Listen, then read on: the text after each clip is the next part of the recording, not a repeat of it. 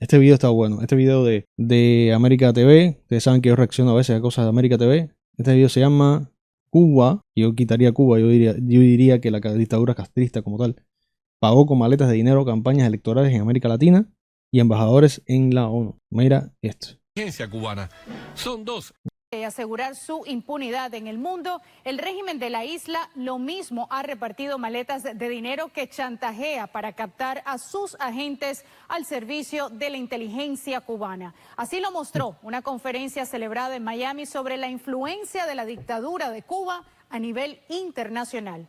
Rolando Nápoles nos tiene los detalles. Muy buenas tardes. Hola, sí, muchas gracias. Y en esta conferencia celebrada en Miami sobre la influencia del régimen cubano en el mundo se detalló cómo la inteligencia cubana, por ejemplo, ha operado en el Departamento de Estado, en los pasillos de Naciones Unidas, en campañas presidenciales, también incluso en organizaciones internacionales. La campaña presidencial del año 1988, Cuba, entiéndase, los servicios cubanos y Fidel Castro financiaron secretamente, dieron dinero, financiamiento secreto a 3 de las 4 principales fuerzas políticas que corrieron en las elecciones. En la primera vuelta... Esto fue un ex oficial de la inteligencia cubana. A las 2 que fueron a la segunda vuelta. Maletas de dinero, lo mismo en las campañas electorales de partidos políticos. Mira qué cómico está este video. Esto no tiene nada, o sea, el video como tal, lo que te voy a decir no tiene nada que ver con el tema como tal, pero está comiquísimo porque yo lo vi. Está Raúl aquí a la derecha y está Díaz-Canel, el presidente puesto a dedo. Pagar el servicio a funcionarios de Naciones Unidas, convertirse en agentes de la inteligencia cubana. Son dos de los ejemplos. Mira cómo lo digo, mira cómo lo digo. Es un monigote, bro. Es un muñeco ventríloco. Conferencia La desmedida influencia internacional de Cuba, celebrada en el Museo Americano de la Diáspora Cubana, de cómo actúa el aparato de inteligencia, propaganda y diplomacia de la dictadura en la isla para asegurarle impunidad e influencia internacional. En Estados Unidos tuve la oportunidad de tener en mis manos, por coyunturas que ahora sería muy largo explicar ahora, el expediente de uno de los agentes más importantes que hubo en su momento, que era el agente E9, Marcial Tamayo. Este señor había vivido en los Estados Unidos desde los años 60, 50, 60, había hecho carrera en las Naciones Unidas, llegó a ser embajador de las Naciones Unidas, y este señor era un agente de la inteligencia cubana y se le pagaba todos los meses, porque este se decía que era socialista y medio comunista, pero este sí cobraba.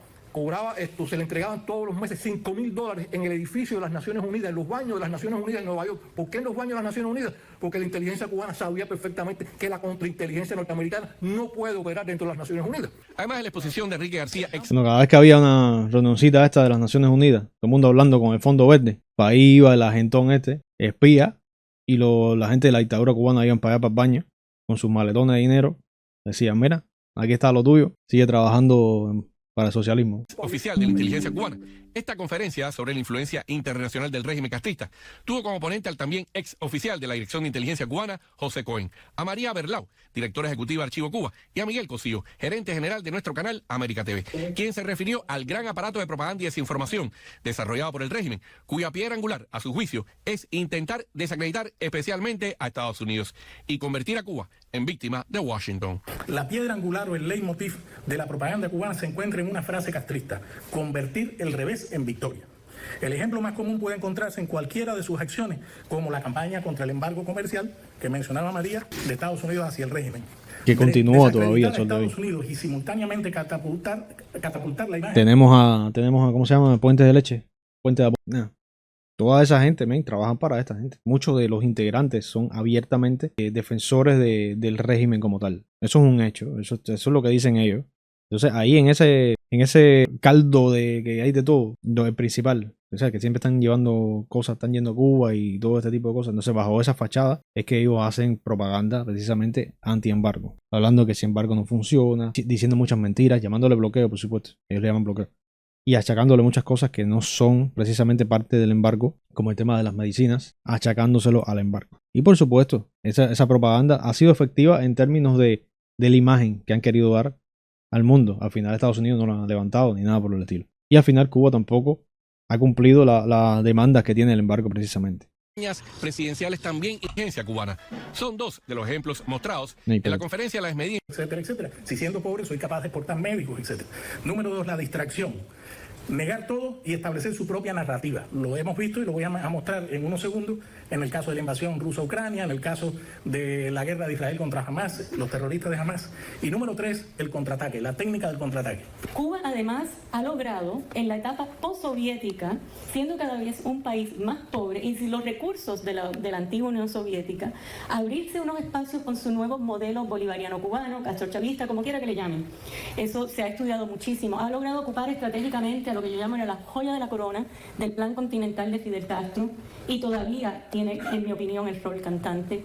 En esta conferencia convocada por la organización Archivo Cuba, el Museo Americano de la Diáspora Cubana y el sitio ADN Cuba, también se cuestionó el mito de la efectividad de la isla para ejercer esta influencia, porque se basaba especialmente en captar agentes que más que gustarle el modelo comunista cubano, odiaban a Estados Unidos. Y se detalló cómo la inteligencia cubana aprovecha los cientos de congresos con representantes de todo el mundo, que cada año se celebran en la isla, para captar ahí sus agentes a través del chantaje, la propaganda y la desinformación, con el fin de crear un discurso internacional a favor de un régimen condenado por sus violaciones de los derechos humanos y la represión contra los cubanos. No es tanto la efectividad de Cuba como la solidaridad de todos los izquierdistas, comunistas y depravados en el mundo que usan a Cuba como trampolín en contra de Estados Unidos. La mayoría de los agentes que yo trabajé y que yo conocí en Estados Unidos... Eso es muy importante, eso que está diciendo. No era Cuba. Ninguno quería muy interesante para su país Cuba. Muy no creo que interesante. ningún país lo quiera. Ni los italianos, ni los españoles, ni los colombianos. Incluso los dirigentes pueden establecer, como Petro y esta gente, pueden establecer el sistema de represión para permanecer en el poder. Pero ninguno quiere tener un modelo que no funciona. Sin embargo, convertían a Castro, a Fidel Castro y a la revolución cubana como un símbolo en contra de Estados Unidos. Y por cierto, en esta conferencia celebrada aquí en Miami también se detalló esta campaña de propaganda. El supuesto David contra Goliat. Así fue como se vendió Fidel Castro. Muy bien que se vendió así de esa manera. Y todos los tontos útiles del mundo entero se lo han comprado. Se lo siguen comprando sol de hoy. Desinformación del régimen cubano está centrada sobre todo en el poder político de Washington, en sus aliados y especialmente en el exilio cubano, aquí en Miami. Rolando Nápoles, América. Es interesante, interesante. Buen video. Buen video. Esta gente siempre tiene buenos videos. Pero nada, es muy importante. Y es una cosa que yo siempre estoy diciendo, que me estoy pensando, todo el tema de que el exilio como tal y todos los representantes del exilio realmente en todos estos años, el exilio cubano de los Estados Unidos y afuera, la diáspora, ha fallado realmente en identificar estos problemas y todo esta cuestión de que Estados Unidos incluso ha sido partícipe de esto. Muchas veces nos estamos preguntando, el otro día mismo estábamos viendo el viceministro que acaba de llegar aquí en los Estados Unidos por parol, la otra fiscal y toda esta gente que entran como perro por su casa aquí, que han sido represores activos, muchos de ellos, y viven en los Estados Unidos. Y todas las personas que hemos tenido infiltradas aquí, espías, demás y demás. Y al final hemos fallado, o han fallado los representantes que tenemos, en identificar y tratar de combatir estas cosas. Hay que decirlo, es la verdad. 65 años después. Ahí lo tienen.